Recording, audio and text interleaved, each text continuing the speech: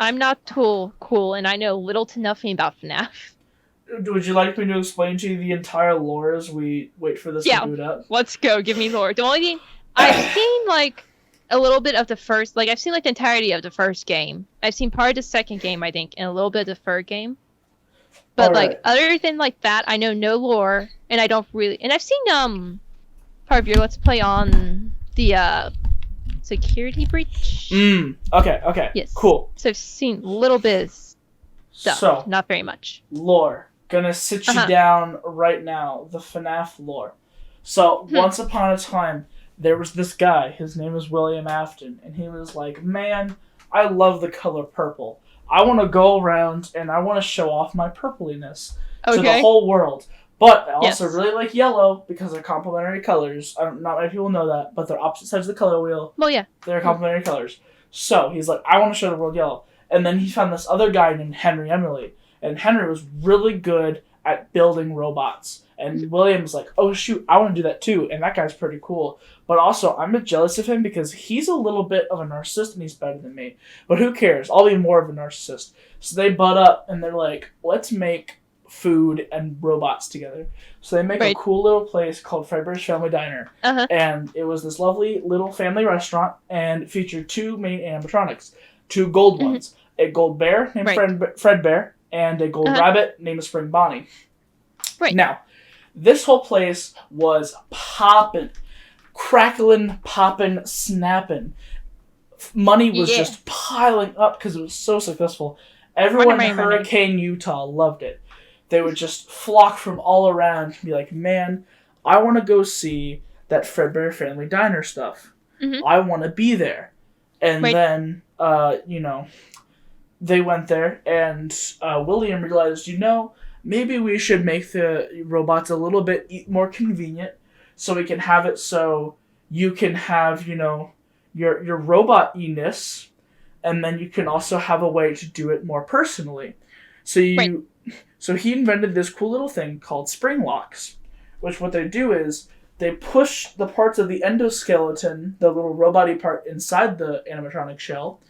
Mhm. They push it to the outer edges of the suit and lock them in place. So that way a human can step inside it and control it like, your classic Chuck E. Cheese Mickey Mouse mascot costume. Oh. It's a great idea, obviously, as you can tell. Unfortunately, the screws aren't held together very tight, and they can easily, with a bit of moisture and some heavy excess movement, they can snap, and then they close in, crushing whatever it's inside brutally. Yeah. But we don't have to worry about that, because that probably won't be a big deal. Not foreshadowing. So, Yeah, definitely not. It's not like human sweat or anything. So, it's all 100%. good. Yeah. So, business is booming, and Will's like, man, maybe now my wife and kids will finally love me. Because here's the thing. He has kids and a wife. He has 3 kids. Their names are Elizabeth, the youngest, a little girl, Michael, the older boy, and then the other kid who is probably like Evan or something, maybe Bruce, I don't know. And he's a little crybaby, he's a little punk, right?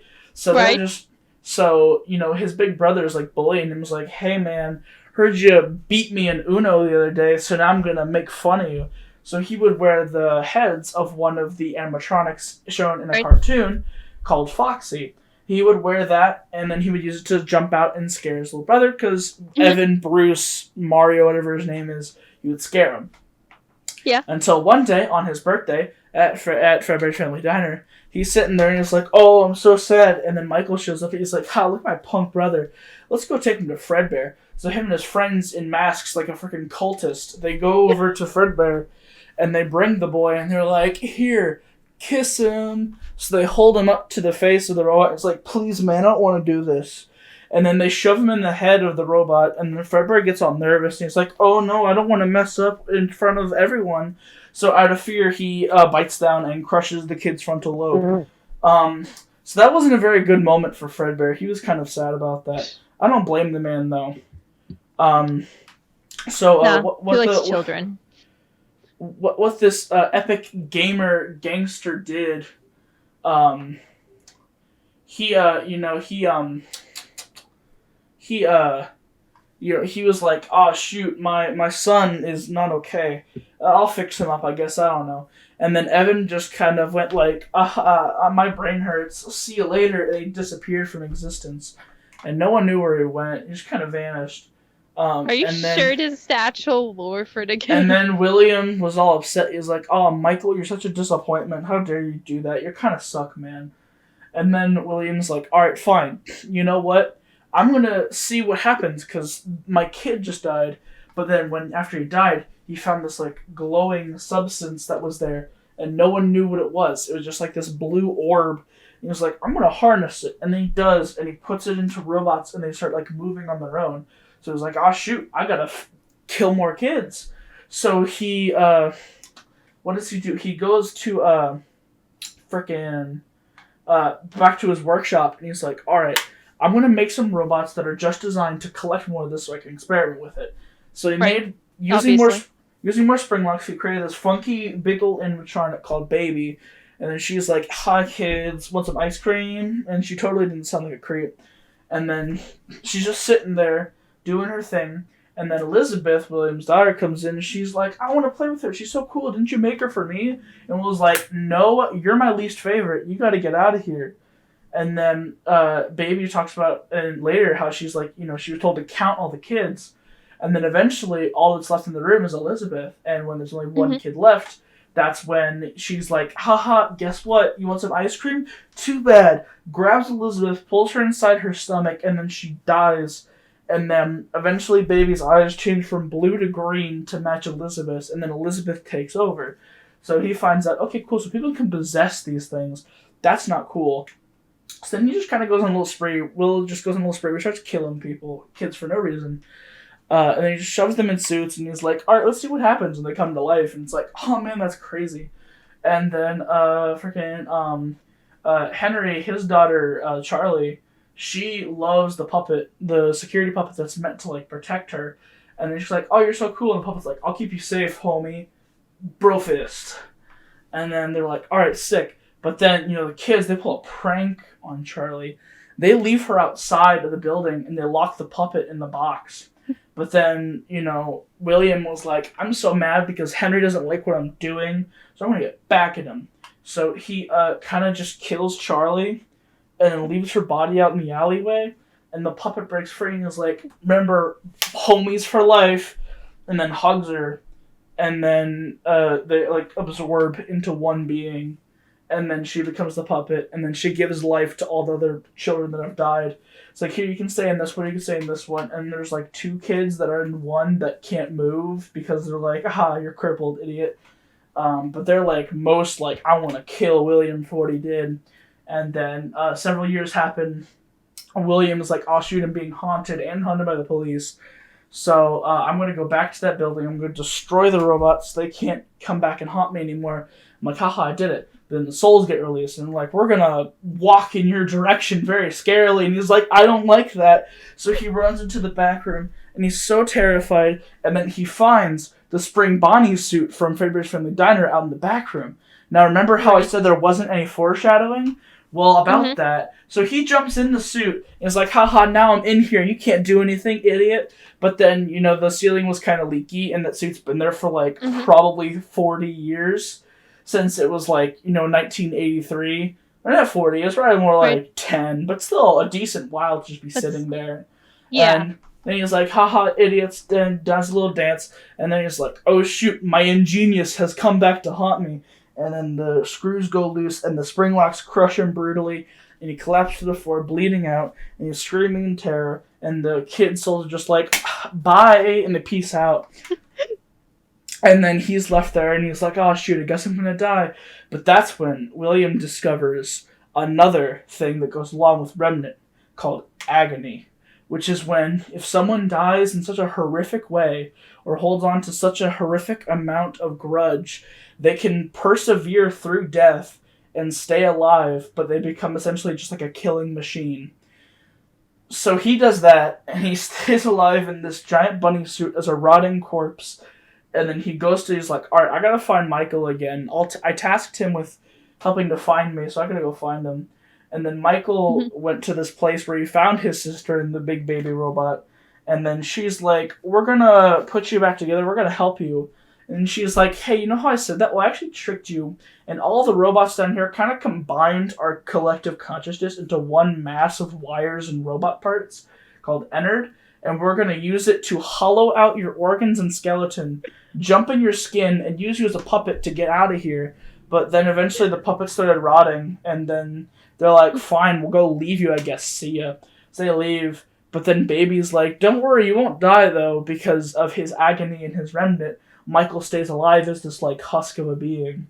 But then Ennard escapes, and then Baby's, like, saying some stuff, like, trying to take control. And then Ennard's just like, you gotta shut up about all your, like, daddy issues. Like, come on, man, chill out. So they kick her out, and they go to form their own mass and make Freddy the head because he's a maniac, and they're like, sure, why not? He can do it. And then Baby makes her own stuff with, like, a giant lobster claw and roller skates, and she's like, I'm so cool and fresh, I'm gonna go find Dad.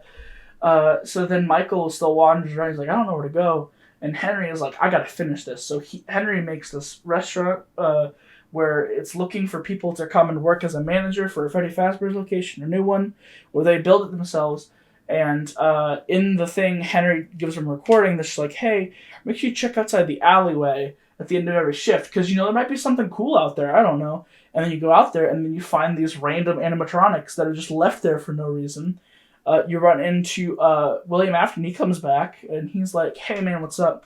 And you play as Michael, by the way. Michael just got back here. And then he's like, oh, hi, Dad. And he's like, oh, hi, son. I want to kill you. And he's like, well, I want to kill you more. And then he brings him inside anyway. She's like, I gotta have you here. And then Baby shows up, and she's like, look how trendy I am. And he's like, I don't care, Elizabeth. Get back inside. And then Ennard shows up, and he's like, I'm a complete lunatic, and I have ADD. And he's like, cool. You also go in there. And then this random black bear shows up that only has, like, one eye called Lefty. It doesn't talk much. It kind of just whispers, but it still kills you. And Michael's so confused, but then you learn there's secret tapes that what this actually is, it's a robot designed to lure in the puppet, aka Charlie, Henry's daughter, and trap it inside so Henry can keep his daughter secure. So he does that, and now she's there too. And at the end of your time, he's like, cool, so I know that you probably weren't the one I meant to hire, but thank you for, being here. I'm sure this is the ending you want. I'm setting the whole place on fire, by the way. So Henry burns the whole building down with Michael, William, Elizabeth, frickin' hyperactive Ennard, and the puppet in there. And I think Henry is also in there somewhere too and dies to the fire. And then he's like, because you learn that fire is the only way to release the spirits, is to, like, let them be free. Right. But then he's like, but for you, William, you were kind of a bad guy. Killing all those kids wasn't very good of you. So, you're gonna, hippity-hoppity hop your way down on to meet Satan. So, make sure you go say hi for me. And then they're like, cool. And then he's put in purgatory by the Golden Freddy thing, the two spirits that are in one suit. They're like, you are just a jerk, and I'm going to make sure you suffer 1,000 deaths. And then all the other souls are like, cool, I can do that. But after a few times playing, they're like, okay, man, maybe you should, like, let him just die, because now you're just holding on for too long. And they're like, no, I want to keep torturing him.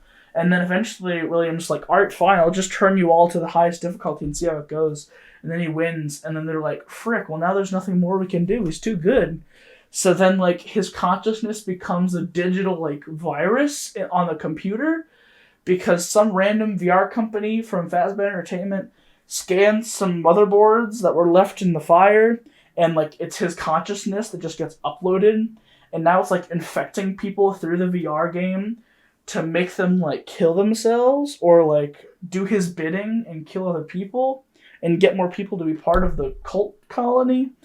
And then there's one girl named Vanessa, who's the main tester of the game, who gets sucked in, and then she's like, all right, master, I'll do whatever you want. And she becomes, like, his main servant, reluctantly, though. And then she makes her own bunny costume, and she's like, haha, I'm Vanny now, I'm not Vanessa anymore. It's like Vanessa and Bunny mixed together, whoa, crazy. So then she goes out, and she does literally nothing. Everyone thinks she's going to do stuff, then she doesn't, because she's a loser. She just goes to therapy like an idiot. And then frickin' the Mega Pizza Puck's open, and they're like, you know what, we had some bad reputation. Let's make a frickin' mall, because we can afford that now. So they make a whole mall that's just Freddy themed. And then Gregory shows up. He's like this random kid that kind of looks like Evan, Theodore, Alvin, whatever the little kid's name was that died to the Fredbear. And Right. then so that's probably connected. I don't know. No one knows. And then he's like, "Hi, Freddy." And then Freddy is like, "Oh, hey, little kid, let me help you out." But then the other animatronics and Vanny are like, "Let's kill him." And then he's like, "Please don't do that." So then they go out and then they go into the basement and they're like, "Hey, isn't that the building from that game where all of the animatronics were brought to be burned by Henry and their souls were released and everything was fine?" Yeah, not everything's fine because it was built on the Pizza Place was built on top of that. And they find William and he's down there alive somehow. And he's like, "I survived the fire, idiot. I'm like in a wheelchair, but I'm still alive. You can't stop me." And then he's like trying to hack Freddy to make him kill you. There's like other robots coming in. You're like, "Gotta stop him," but then it's all glitchy and you can't actually do it. And then you burn him to the ground, and this giant blob of animatronic parts, including parts from Ennard and the puppet and Baby and all of them, just like use their tentacles that they have for some reason to grab him, and he just kind of gets pulled up, and we don't know if he dies or not. And then Gregory and Freddy might have escaped. I don't know. There's like 6 endings to that. One is probably canon. I don't know. And Right. now there's like a bunny robot that can just copy what people do and is on a murder spree, and there's a bunch of them. And there's like Bonnie sea monkeys and small animatronics with human teeth and like a tiger thing and a talking tree robot. I don't know anymore. And that's Five Nights at Freddy's. I don't think I've ever been given so much information in such a short period of time. And I hate to tell you, but like the Bonnie sea monkey things is actually canon. It's actually canon. Like, maybe it's like they had a bunch of books that they made, and then like there were a ton of books that were released, like, and the consensus was like, okay, they're supposed to be they're not canon to the games, but they probably help explain things from the games, which is the main story we're following. And then the movie that's coming up might be in the game canon, it might be in the book canon, it might be its own story, because why not just make it more convoluted? This is kind of how Halo is. There's books, there's a TV show, and then there's the games. They're all canon in their own way, but then they're like not in the same sort of universe per se, even though they all kind of connect. Yeah. If you were to like read the books and watch the TV show and play the games. Mm-hmm. What is the convoluted story of Halo? if I may ask. Well, let's see. So this all starts